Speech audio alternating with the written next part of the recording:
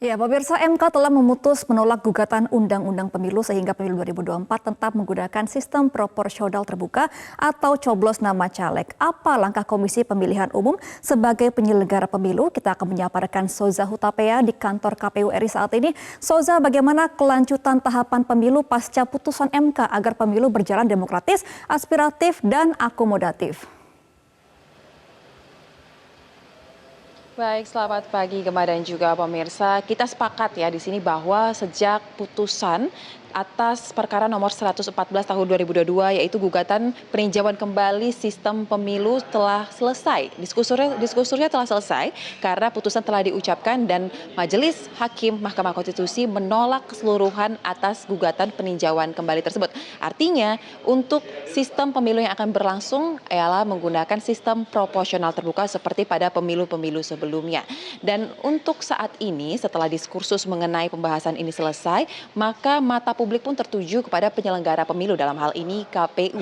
Karena KPU memiliki segudang catatan ataupun PR yang juga masuk dalam materi pertimbangan yang dibacakan oleh Majelis Hakim saat membacakan putusan kemarin. Namun Gemma, sebelum kita membahas lebih lanjut mengenai apa saja yang menjadi catatan untuk KPU, saya akan memberikan gambaran terlebih dahulu mengenai tahapan dari pemilu yang sudah, sedang, dan akan berlangsung untuk hingga tahun pemilu 2024. Yang pertama, jika kita ingat pada bulan Juli hingga bulan Desember, tepatnya tanggal 13 Desember 2022, ini sudah dilakukan proses pendaftaran dan verifikasi dari para peserta pemilu dalam hal ini partai politik. Kemudian keesokan harinya, tanggal 14 Desember, ditetapkanlah seluruh anggota peserta pemilu 2024 dan ditandai dengan pengambilan nomor.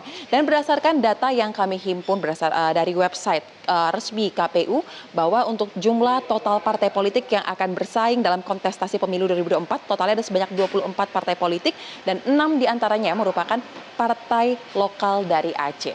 Kemudian kita beralih ke tahapan yang juga sudah dan sedang berlangsung yaitu terkait dengan pencalonan anggota DPD. Ini sudah dimulai sejak tanggal 6 Desember hingga tanggal 25 November nanti, begitu juga dengan anggota DPR di segala tingkatan, baik itu dari provinsi, kabupaten kota, bahkan juga ke tingkat pusat. Ini sudah dilakukan sejak tanggal 28 April hingga 25 November 2023, termasuk dari pendaftaran, pemeriksaan berkas, verifikasi, dan hingga namanya nanti disebutkan sebagai anggota.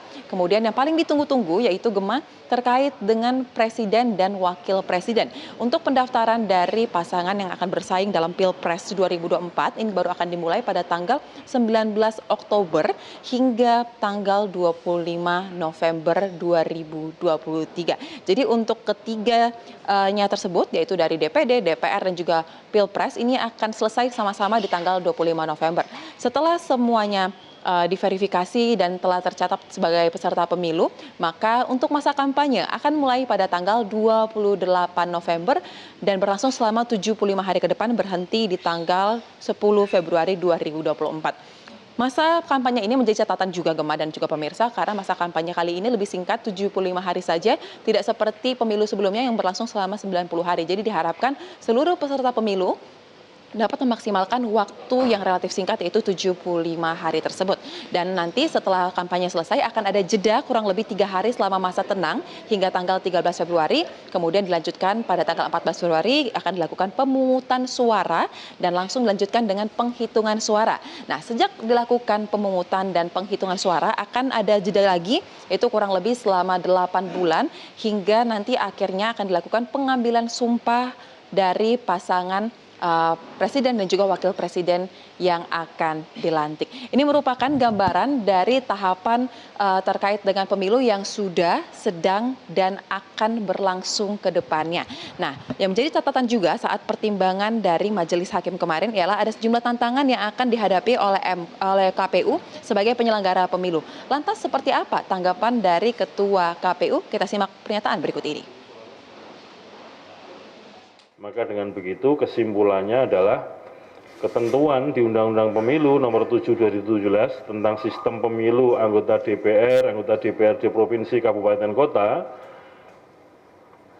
tetap konstitusional, sistem pemilu proporsional dengan daftar calon terbuka. Bagaimana untuk meminimalisir praktek-praktek politik uang misalkan, itu didesain sejak awal ketika pencalonan misalkan. pencalonan di internal partai itu kan diatur bahwa harus dilakukan dengan mekanisme yang demokratis dan transparan di internal partai. Sehingga kalau ada indikasi-indikasi misalkan untuk pencalonan ternyata ada aroma-aroma politik uang, ada mekanismenya, ada Bawaslu di situ, kemudian ada Gakumdu dalam konteks penegakan hukum ya.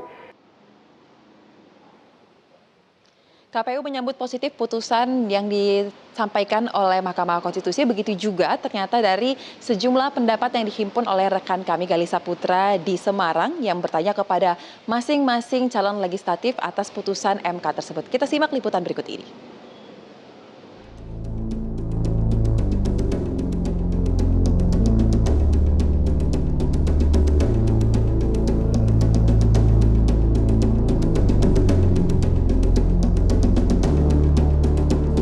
Dan sebagaimana diketahui bahwa dengan adanya putusan ini tentunya menjadi angin segar bagi para calon legislatif. Dan seperti apa tanggapan mereka atas putusan yang dikeluarkan oleh Mahkamah Konstitusi?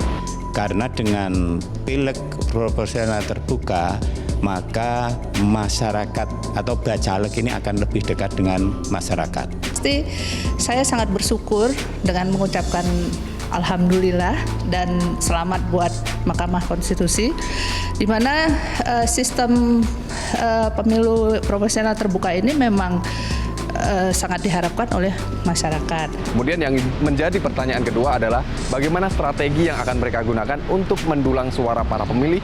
Berikut jawaban dari mereka. Ya tentu yang paling utama dilakukan adalah saat sekarang pengenalan lebih masif kepada calon pemilih.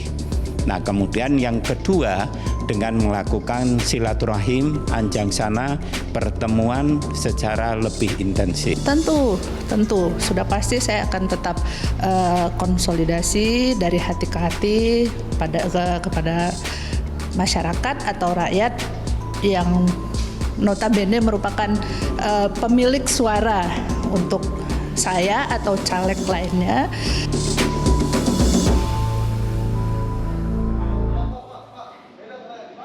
Demikianlah serangkaian informasi terbaru dari persiapan pelaksanaan pemilu 2024. Kita harapkan pemilu 2024 dapat berjalan dengan lancar dan menghasilkan calon-calon yang terbaik dan dapat mewakili suara rakyat tidak hanya di kursi legislatif, juga di eksekutif.